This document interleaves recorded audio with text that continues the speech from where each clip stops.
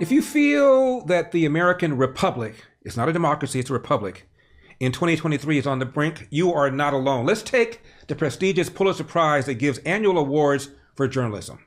An article in the conservative magazine website, The Federalist, took a look at the last 5 years worth of prizes for journalism. 2018, a Pulitzer for national reporting was given to the New York Times and the Washington Post. By the way, the New York Times has not endorsed a Republican since 1956. The Washington Post never has. They got Pulitzers for reporting on Donald Trump's campaign's alleged collusion with Russia. A story that turned out to be bogus. Was the prize rescinded? Of course not. 2019, a Pulitzer for something called explanatory reporting was given to the New York Times for reporting on Trump's taxes. Trump, like lots of business people, used deductions, gimmicks, loopholes, provided by Congress, by the way, with no charge, at least so far, of criminality. But never mind. Are you noticing a pattern here? 2020, a Pulitzer for commentary was given to non-historian Nicole Hannah-Jones of the aforementioned New York Times for the 1619 Project. What, pray tell, is the 1619 Project? The date is fundamental to the journalist's most well-known piece of work, the 1619 Project, in which she argues that slavery's legacy shapes everything in our democracy. You can look at the insurrection on January 6th. You can look at all of the efforts in states to restrict voting. You can look at why are we the most carceral nation in the world. Notice the confused expression by the interviewer, but no pushback. The January 6th insurrection is a legacy of slavery. Efforts to restrict voting, a legacy of slavery. Never mind, more blacks are voting in Georgia than ever before, despite the alleged voter suppression. This makes Jim Crow look like Jim Eagle. Why are we the most carceral nation in the world, she asked. The word, by the way, carceral, which I had to look up, means, quote, relating to or of the nature of prison, close quote. First, do you really think we have more prisoners per capita than North Korea or Cuba or likely even communist China, given the oppression of the Uyghurs? Second, whom should we let out of prison? Can we start the program by releasing them in her neighborhood? Third, what she really means is the disproportionate imprisonment of blacks. Never mind the disproportionate commission of crime by blacks, usually against the very blacks that people like Nicole Hannah-Jones purports to care about. But in any case, the number of people behind bars in America reflects a legacy of slavery?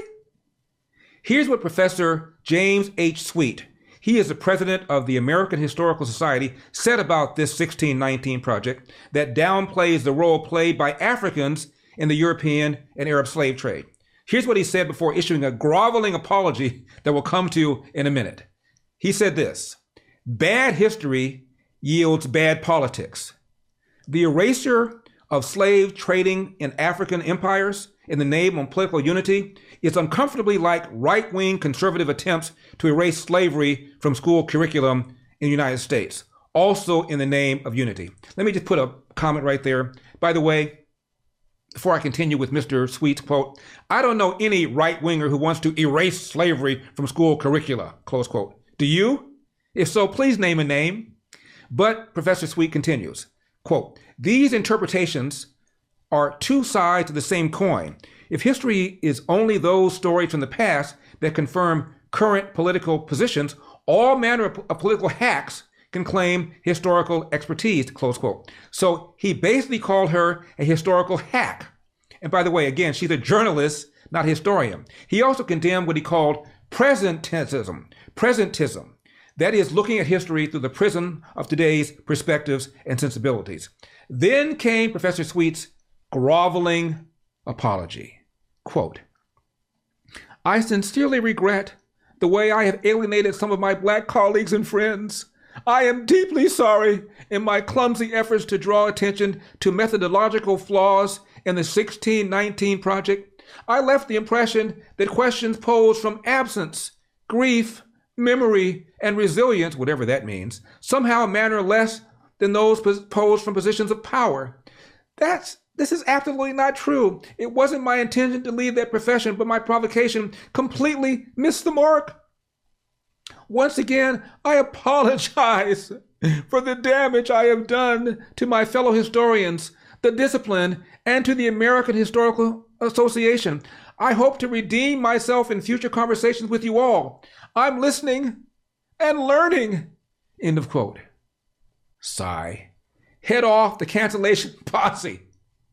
In 2021, a public service Pulitzer was given to the New York Times again for its coverage of the COVID-19 pandemic, quote, that exposed racial and economic inequities, government failures in the U.S. and beyond, end of quote. In other words, America is systemically racist, and the impact of COVID-19 exposed the alleged systemic racism.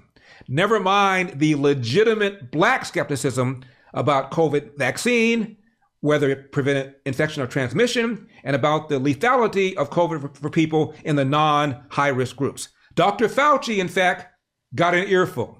People in America are not settled with the information that's been given to us right now. So I'm not going to be lining up taking a shot or a vaccination for something that wasn't clear in the first place. And then you all create a shot in miraculous time. It takes years to create vaccination. Well, it used to take years. Okay, it used to. You know how many years were invested in this approach? About 20 years of science to get us to be able to do it. 20 years is not enough. And 9 months is definitely not enough for nobody to be taking no vaccination that you all came up with. The only reason I'm talking to you right now, as close as we are, is that I've been vaccinated. Right. But if it allows thousands of people like you don't get vaccinated, you're going to let this virus continue to percolate in this country and in this world. Something like the common flu then, right? And not it's like much the more common serious than the flu. Well, the flu kills a lot of people annually, too. You know how many people died of the flu the last year?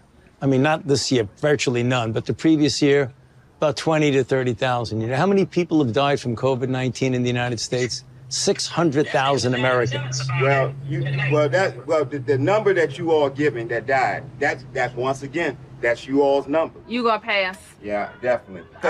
Because when you start talking about paying people to get vaccinated, when you start talking about incentivizing things to get people vaccinated, there's something else going on with that. Something else going on. It is something going on with something it. else. You're right. But I'm glad millions of people like me and most everybody here didn't get an incentive. You know what their incentive was? Protecting their health and protecting the city. But I won't keep you anymore. It's okay, because my incentive, y'all campaign is about fear. It's about inciting fear in people. You all attack people with fear. That's what this pandemic is. It's a fear. It's fear, this pandemic. That's all it is.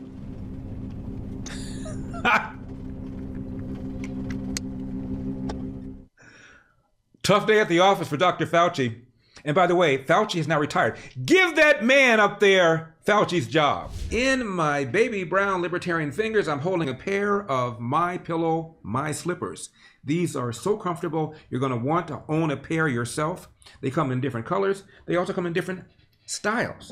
Also, this is the MyPillow. There's now a MyPillow 2.0.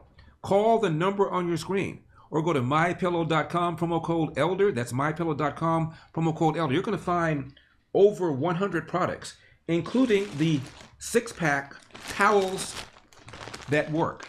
And the reason they're called towels that work is because they absorb, water. Isn't that what towels are supposed to do? A lot of times you go to the store, they look fine, they feel fine. They don't absorb because of the chemicals they put in the towels. These actually work. They come in different colors, of course. And then finally, we've got the Giza Dream Bedsheet. Giza is an area in Egypt where the finest cotton is grown. Mike Lindell scoured the world to find where the finest cotton is grown, and he found it right in Egypt. Different colors. Mine is white because, after all, I am the black face of white supremacy, but you're not. So they come in different colors. They come in different sizes because, guess what? Beds come in different sizes. So call the number on your screen. Again, over 100 products. Or go to mypillow.com, promo code ELDER. That's mypillow.com, promo code ELDER. Now, 2022. The Washington Post won a public service Pulitzer for its coverage of the January 6th incident, riot, that much of the legacy media insists on calling an insurrection. Never mind that not a single one of the arrested protesters and rioters have been charged with, let alone convicted of, insurrection. These Pulitzer Prize awards represent yet another example of activists masquerading as journalists. My next guest has been a warrior in pursuit of the truth. Her YouTube channel is approaching 1 million subscribers. That's a big deal. She was raised in what she called a far-left activist household and was once a student organizer for the left. She says, however, a search for the truth led her to a complete ideological transformation. She's become a viral social media sensation who hosts PragerU's show Unapologetic with Amala. Please welcome Amala Ekpunobi. Amala, thank you so much for coming on. Thank you for having me, Larry. It's really such an honor. You know, I made a joke before you came on that your name sounds like a character from a Star Wars movie. And Amala says, oh my God, I haven't heard that one before. Yes, I do get it a lot by virtue of having that last name. My brother gets it even more than I do. So it's his burden. And your brother's name is what? My brother's name is Toby Epinobi. So you can imagine. Oh yeah, I can imagine. So Amala, you grew up in a far left household. Is your household still far left, or have you moved them a little bit towards the center? I have not moved them an inch whatsoever. So I was raised by a single mother of 3 who happens to be a very radical left-leaning activist, and she still works for the left to this day. So I have yet to change her mind. I'm still working on it. Well, I need to find out what caused your transformation. Before telling you that, Ronald Reagan used to be a Democrat. My close friend and one of my mentors, Tom Sowell, was a Marxist.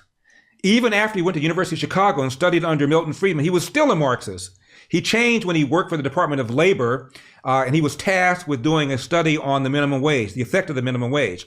And he found out the minimum wage hurt people, especially people with low income, many of whom and low skills, many of whom were the very black and brown people that people on the left claim that they care about. So he goes back to the Department of Labor, Amala, with his information, and he found out they did not care. All they wanted to do was administer the program to keep his job. That caused him to begin to rethink his assumptions. What caused you to begin to rethink your assumptions?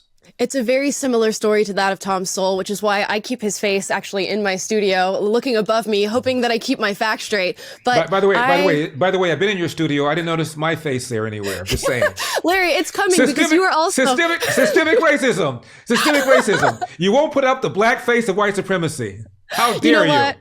After this, maybe I'll change the bust to a bust of your head, Larry, because you're also pivotal in my story. So I was a really angry young person all throughout middle school and high school because I believed all of these activist narratives that this country was systemically racist, systemically patriarchal. So by virtue of being born black and female, I had a bone to pick with this entire country. So I started working as an activist and volunteering at my mom's organization because I was just deeply entrenched in her work. She was a single mother. If I had a day off of school, I was going to her work and to hang out with other activists and organizers. So I was obsessed with it. I was passionate about it. I thought I was changing the world. And when I left high school, I got a job being a youth organizer at her organization. And working for them is what really woke me up because I recognized a lot of hypocrisy, much like what Tom Sowell went through. What kind of hypocrisy did you recognize? More so than anything, it was just blatant racism directed towards white people. And I'm biracial, so I was raised by the white side of my family. So I had a mother who was claiming to be a white ally who was fighting systemic racism. And I very much believed her because she truly thinks she's doing the compassionate thing.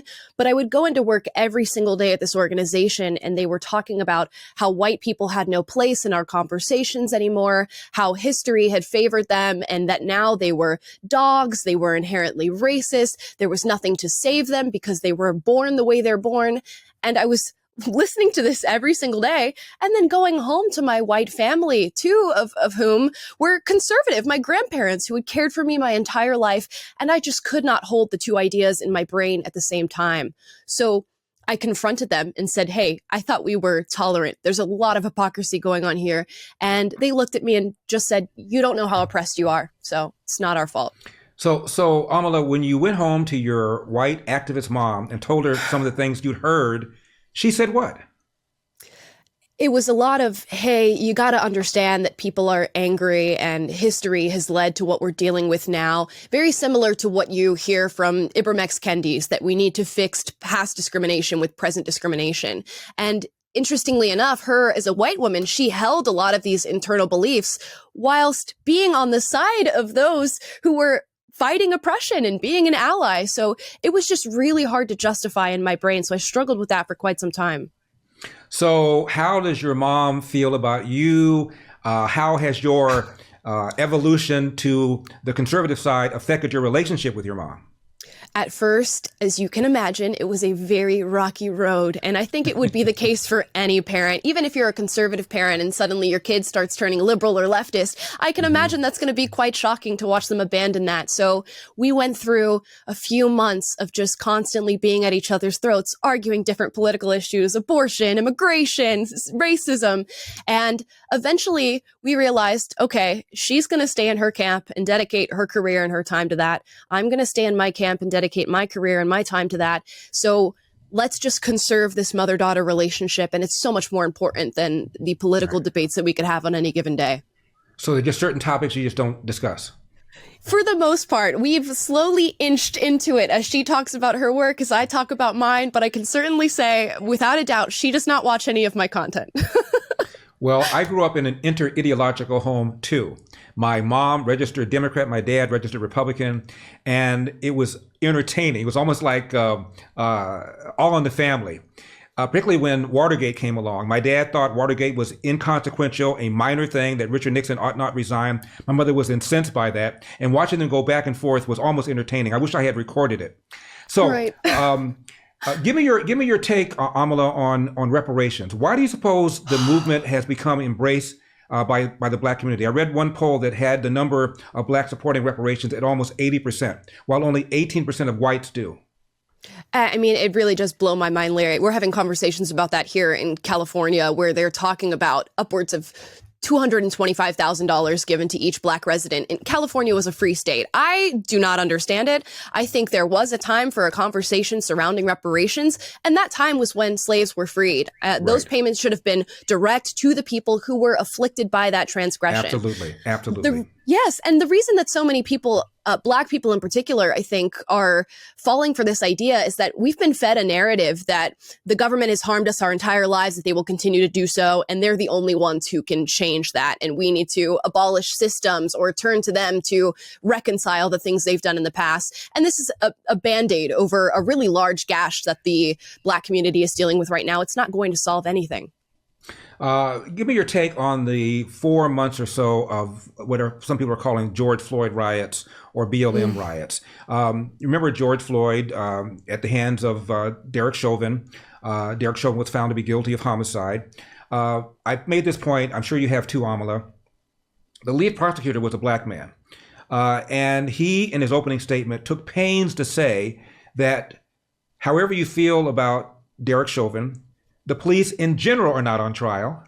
The Minneapolis PD in general is not on trial. This individual is on trial. And he never argued that he was motivated by George Floyd's race. In fact, Derek Chauvin was never charged with a hate crime. In fact, there were 4 officers that day, one of whom had a father from Africa. Another guy was a Hmong, H-M-O-N-G. Yet 4 months of riots because of the assumption that what happened to George Floyd was because Derek Chauvin was motivated by racism when there's no evidence of that at all. Right. Yeah, it was. The whole thing was really tragic for me to see. If you'll look at my arm, Larry, I got a tattoo when I was 16 of a civil rights fist. Don't get tattooed when you're 16 years old. But now I look down on this and I feel so ashamed at what this symbol has become and what it's represented, particularly with those riots in the name of George Floyd. And it hurts because it seems as though with every single issue that there's a disparate impact on Black people, we immediately jump to racism when we could be actually talking about the issue at hand. There certainly is a discussion to be had surrounding police brutality, but that's a discussion that affects all people of all colors. And we've jumped to this conclusion that racism is what's caused it. And now we're on a whole different tangent, and a tangent that's creating damage to our society, damage to Black businesses, to Black lives, without actually ever addressing the issue. It's really tragic. Well, that's right. It's called the George Floyd effect, and that's the phenomenon, the police pulling back, not engaging in proactive policing. Bad guys know it. They're congregating. Homicides have gone up. There's something called excess deaths that shows Thousands of people are now dead who otherwise would not be dead if the police had done their normal proactive policing, all because of this narrative, this lie that the police are engaging in systemic racism. We both know there are bad cops that needs to be done on an individual basis. Last issue I want to talk to you about, Amala, is what I call the 10,000-pound elephant in the room, and that's Black fatherlessness. 70% Black kids enter the world without a father in the home, married to the mom. Yeah, I am one of those children. My father and mother got divorced when I was around 6 years old, so I missed a lot of formative years and didn't have a father figure in that time. Luckily, I had very active conservative grandparents, and my grandfather and grandmother sort of took on that role and that empty space that I had. But so many people are missing that experience. And you've talked about it, and you were one of the first people who actually enlightened me to this issue, talking about how it leads to homelessness, imprisonment, being both the perpetrator and the victim of domestic abuse, rape, you name it. Chronic illness is another thing that people are afflicted by with fatherlessness. There are just so many different things that can befall these people. I'm lucky that I didn't end up in that camp, but something needs to be done. And I think it's around having these cultural conversations about the importance of a nuclear family and incentivizing that. If there's really any role that the U.S. government should be taking on, there's a bunch that they shouldn't be taking on, that they're making all these committees for and having all these trials for and all these just dumbfounding things. Focus on incentivizing family. Amala Epunobi of Prager University. Next time, young lady, I want to see a picture of the great Eldersky over the left-hand shoulder, right above your fist. I'll get on it. I will. I promise. Thank you so much for coming on. God bless. Thank you for having me. When we come back, California Democrats push for gun control laws that have failed already. Why? Well, they base their policies on false statistics. Now, I know you love the show, and given that, please hit that like button and hit that subscribe button. We're trying to get our subscriptions up. Give us more clout. And also scroll down a little bit and get on our mailing list to make sure that you get all of our videos and don't miss any. Because every now and then, for reasons that confound us, YouTube apparently has issues with our vids. To make sure you get every single one of them, get on our mailing list. Also, see that donate button? Hit that. Throw a little something in the tip jar to make sure we can still give you hard-hitting, honest programming. Finally, LarryWithEpoch.com, LarryWithEpoch.com. I am Larry Elder. This is the Larry Elder Show for Epoch Times. Remember, we've got a country to save. I'll see you next time.